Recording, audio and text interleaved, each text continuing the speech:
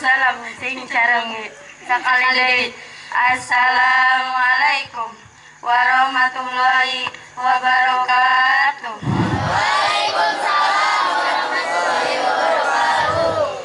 Alhamdulillah, puji dan syukur kehadirat Allah yang telah menganugerahkan banyak kenikmatan pada kita. Semoga kita termasuk hambanya yang bisa mensyukuri berbagai nikmat yang telah dianugerahkannya. Salawat dan salam kepada baginda Muhammad Sallallahu Alaihi Wasallam yang telah berjuang melawan para musuh dengan tegaknya kalimat La ilaha illallah. Hadirin dirahmati Allah, dalam kesempatan yang berbahagia ini kami akan menyampaikan materi tentang pacaran. Hadirin, saat ini pacaran telah dianggap sebagai sesuatu yang biasa oleh banyak orang. Bahkan nampaknya orang yang tidak pacaran dianggap katrok, lucu, dan tidak gaul. Nauzubillah, summa na'udzubillahi min dzalik. Bukan hanya itu saja, tidak sedikit orang tua yang merasa sedih ketika anaknya tidak mempunyai pacar layaknya orang lain. Padahal sejatinya pacaran adalah salah satu cara yang bisa membuat pintu dosa terbuka lebar. Setiap pemeluknya dari perbuatan-perbuatan dosa, termasuk zina. Jangankan berbuat zina, mendekatinya saja kita dilarang. Sebagaimana yang terdapat dalam surat Al-Isra ayat 32 yang berbunyi, wala taqrabu zina innahu kana fahisatan wa sa'a sabila. Dan janganlah kamu mendekati zina. Zina itu sungguh suatu perbuatan keji dan suatu jalan yang jelek. Jadi, kalau ada yang masih pacaran akan jauh lebih baik jika sudah hubungan terlarang itu. Dan kalau ada yang masih jomblo, mana ya nu jomblo, samina abg jomblo. Bersyukurlah, mungkin ini adalah cara Allah untuk menjaga kita. Adanya larangan mendekati zina merupakan bukti bahwa Allah ingin menjaga hambanya dari dan sebagai pemeluk agama tersebut,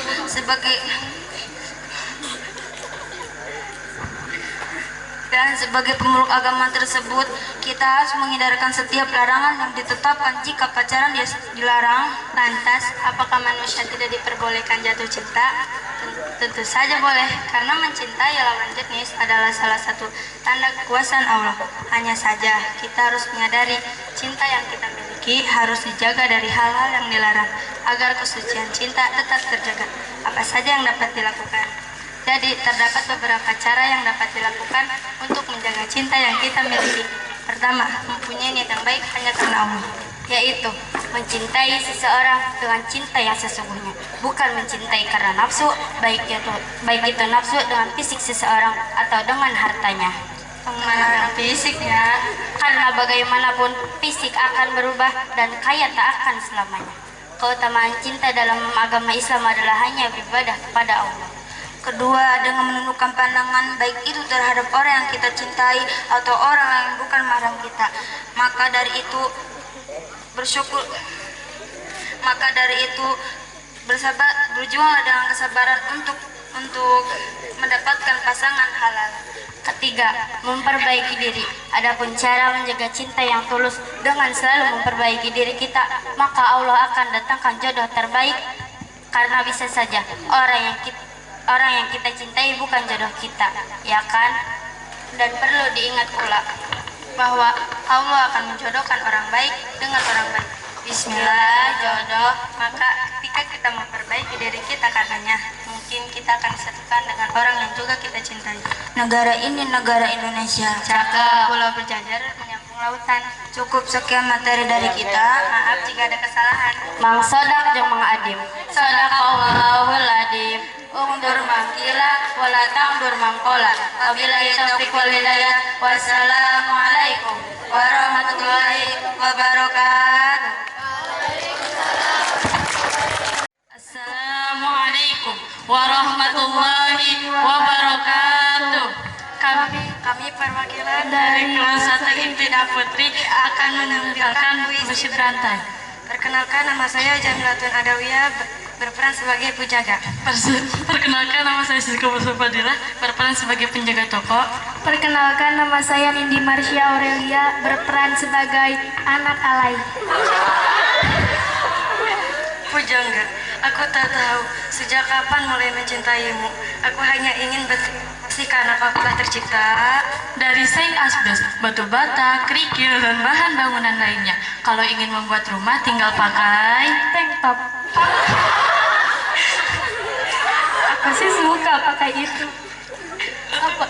Apalagi yang warnanya biru. Tapi aku lebih suka pakai yang transparan. Sebening wajahmu yang bagaikan pantat panci. Kadang-kadang jadi keluhan pelanggan, tapi aku tak ambil pusing. Sudah seharusnya aku pakai motor metik, pakai celana mini, mempertontonkan paha yang sebesar gunung. Aku tidak sadar telah terjepit burungku. Iya, burung peliharaanku. Ikutku jual sebabnya sudah tidak bisa. Pakai lipstik, pelembab, maskeran, tampang mereka wajahku udah kayak hujan badai yang menerpa hatiku. Sungguh aku cinta kamu, wahai banci Thailand. Kemarin dia datang membeli sejumlah peralatan ngamen. Itulah yang selalu kami bawa. Ada gitar, gendang, dan hati yang gelisah selalu membayangi tubuhmu yang penuh kudis, kurap yang tinggal beli obat kulit, atau bisa juga dipakai air liur yang menetes. Setiap kali aku melihat makanan tapi gak punya duit, terpaksa deh aku harus ngejual ginjal, jantung, dan hatiku hanya untukmu. Kau pernah melihatku mandi? Sudah aku bilang untuk tidak masuk saat toko tutup. Aku bilang terima kasih karena sudah menonton video vlogku. Kalau kepo silakan nanya ke rumput yang bergoyang ditemani rembulan malam.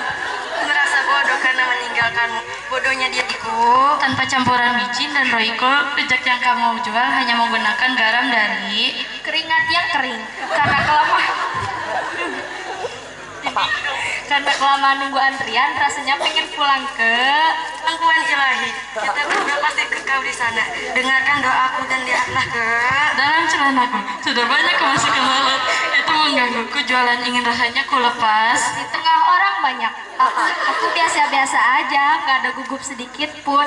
Aku udah biasa berdiri di atas kepalamu yang menawan dan lehermu seksi seperti pipa rucika, di mana air mengalir sampai jauh. Kalau terlalu panjang bisa pakai serotan, lalu diseruput. Sungguh nikmat kopi ini.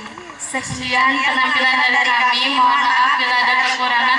Wassalamualaikum warahmatullahi wabarakatuh.